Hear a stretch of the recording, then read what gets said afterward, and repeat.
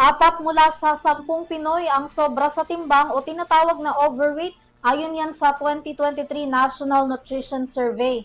Isa sa mga nakikitang paraan para mabawasan ito ang pagpapatupad ng Car-Free Sunday para mahikayat ang mga Pilipino na mag-ehersisyo. Tunghayan ang balita.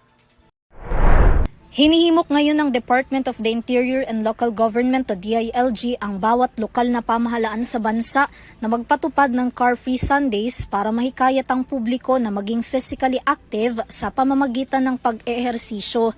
Sa ilalim ng Car-Free Sundays, pansamantalang hindi pa daraanan sa mga sasakyan ang mapipili nilang kalsada na may malawak na espasyo at sa halip ay magiging bukas ito sa publiko kung saan maaari silang makapaglakad-lakad, makapag-jogging, makapagbisikleta, makapag-ehersisyo at iba pang recreational activities na may kinalaman sa pagpapabuti ng kalusugan. Ayon sa DILG, ang hakbang na ito ay alinsunod na rin sa direktiba ni Pangulong Ferdinand Marcos Jr. na bumuo at mag-organisa ang mga LGU ng programang nakatuon sa active at healthy lifestyle.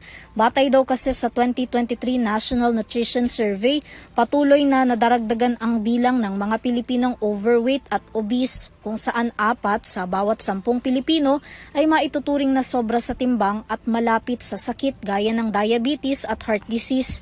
Bukod sa Car-Free Sundays, hinihikayat din ng DILG ang mga LGUs na magsagawa ng fun runs, Zumba session, community sports events at iba pang fitness activities.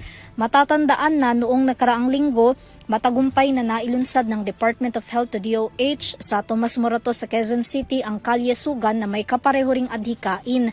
Bukod sa QC at iba pang lungsod sa Metro Manila, nagpapatupad din ng Car-Free Sundays ang Baguio City, Iloilo City at Davao City.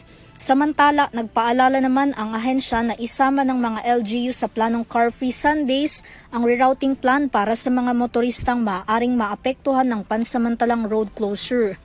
Para sa EuroTV News, Vanessa Cleofas, sumasaludo sa bawat Pilipino.